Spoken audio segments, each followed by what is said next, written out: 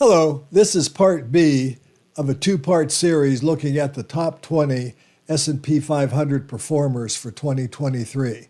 There's a lot more interesting stocks in this group than there was in the first 10 from the perspective of a value investor. Let's go ahead and take a look.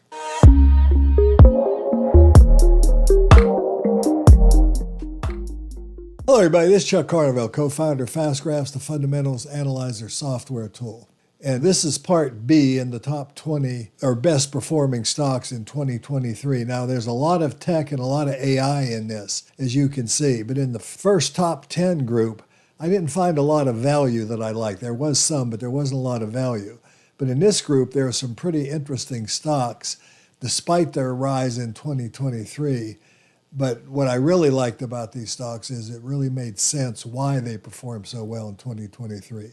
So let's go ahead and turn to FastGraphs and take a look at the second 10, or the from 11 to 20, if you will, of the best performers in the S&P 500 in 2023. The 10 stocks are all very popular stocks, or most of them are very popular stocks.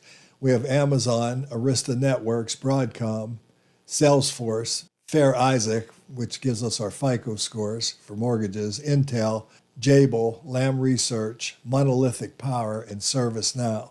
Now, there's a lot of very high quality names in this with good quality credit ratings, and there's also a lot of names in here that have very interesting debt levels, but there's also some like FICO shows 150% debt to equity, but keep in mind this company's in the mortgage business. We're going to take a look at these one at a time, as usual, in alphabetical order and see what we can find. So let's start with Amazon. Now, like I did in part one, I'm going to shorten the time frame here so that we can focus on 2023.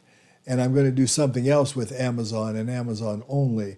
I'm going to switch the metric, because I've often talked about Amazon makes a lot more sense when you value Amazon based on cash flows, operating cash flows or free cash flows. And I think the first thing you see here, that Amazon's stock price at the beginning of 2022, really close to fair value, and it was maybe fully valued for most of the year, but it was really in a fair value range, if you will.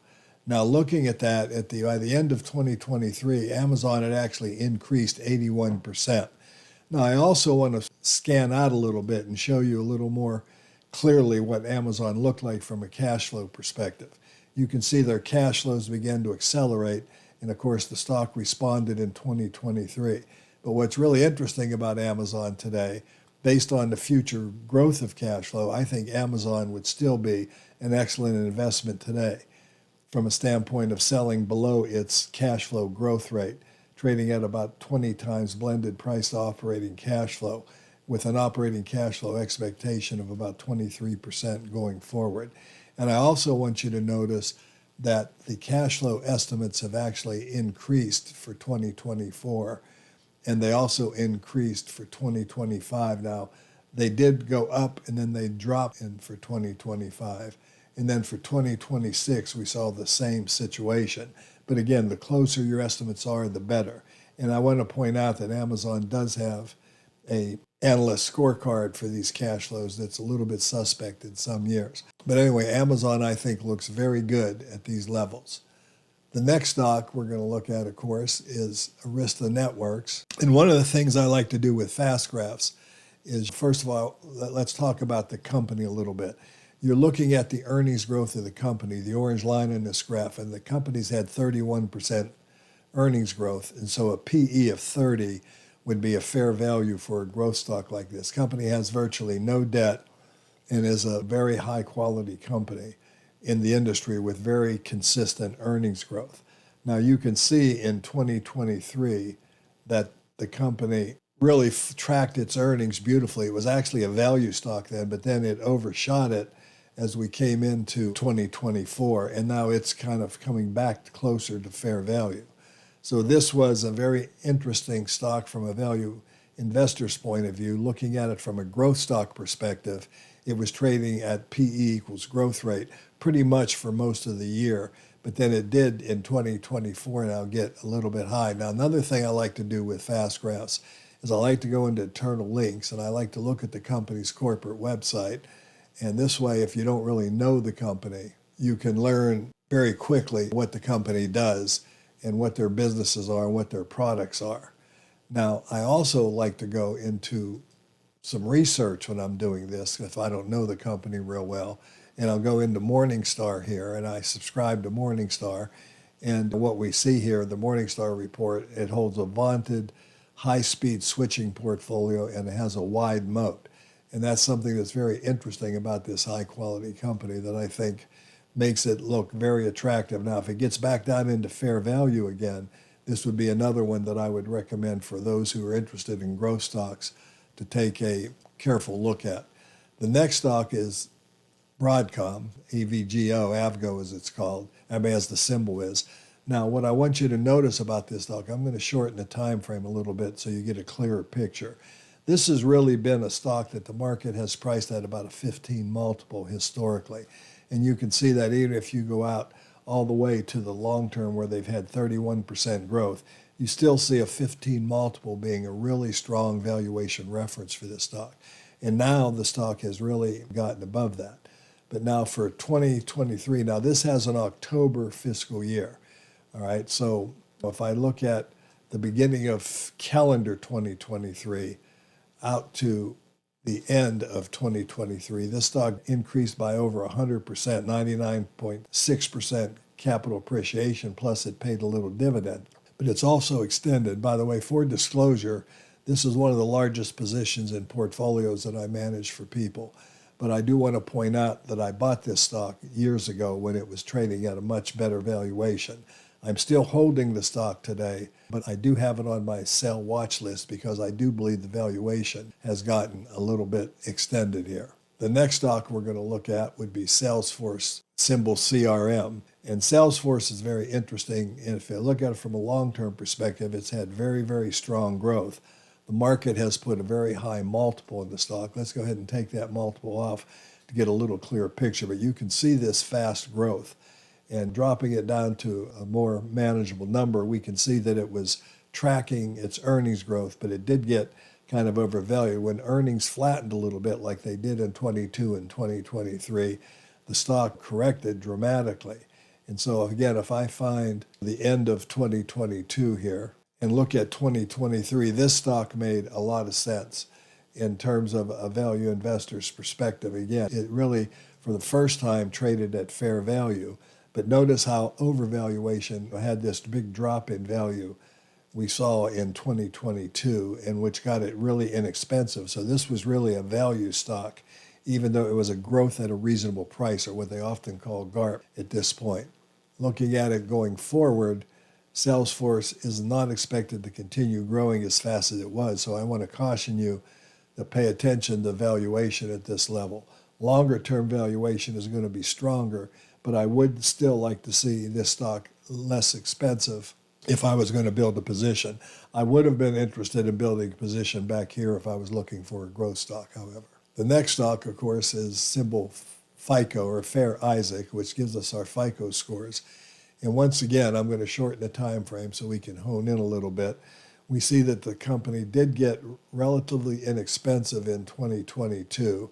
And as we started the beginning of 2023, we saw that the stock really rallied quite strongly, and yet earnings didn't really necessarily give us any reason to see that. Now, if I go into the corporate website here, you can see that the real estate industry, especially the mortgage business, was pretty strong.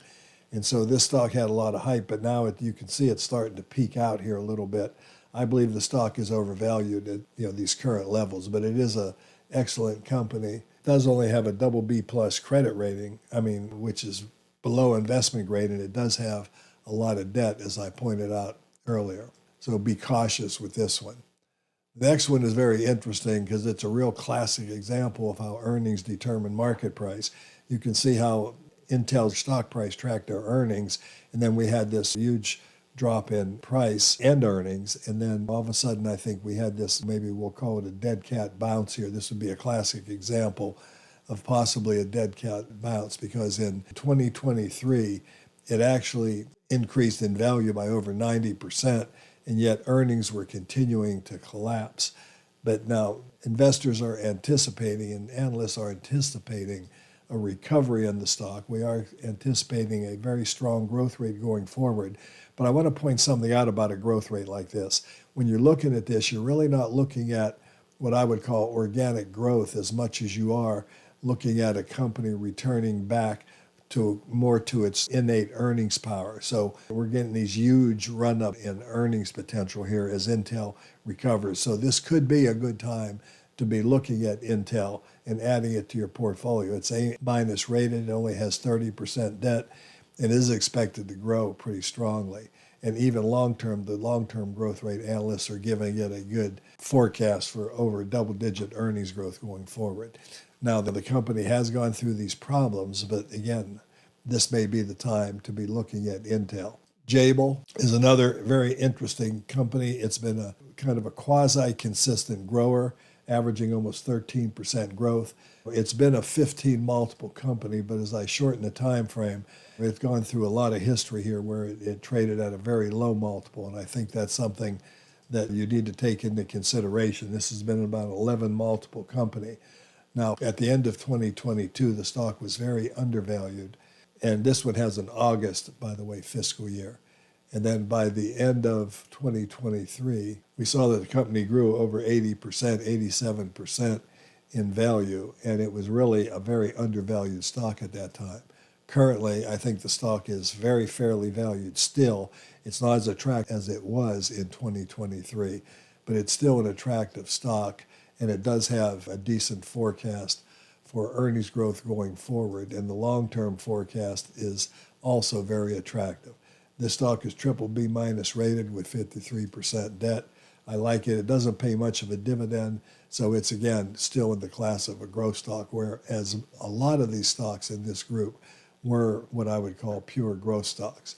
Now, looking at LAM Research, LAM Research is very similar to Jabil from a standpoint of operating results. The market has commanded a 15 PE. We saw that here in 2022, coming into the end of 2022, we saw the stock was extremely attractively valued with only a PE of 12. And so for 2023, we had this big run up. But let's also look at the company's corporate website here real quick and give you a point. So LAM is a very interesting tech stock. I don't know a lot about LAM. I'm going to be honest with you, but if I go to Morningstar, is what I meant to go. Morningstar gives it only 2 stars, and they lift their memory equipment forecast and valuation. They do lift that, but they think the stock is basically overvalued here. It's one of the largest providers of world of water fabrication equipment for semiconductors, which equipment that's made to produce chips. And LAM is probably one of the leaders in that area, and it is a high-quality company, but I think it's significantly overvalued today. Monolithic Power is one that I'm not real familiar with. It's got a very consistent growth. The market has liked to price this at a very high valuation. Again, if I check in with Morningstar and look at it, they give it 2 stars. They raise their valuation level, but keep in mind, fair value is significantly below the current price. They give it a fair value of 600 and a price of 700.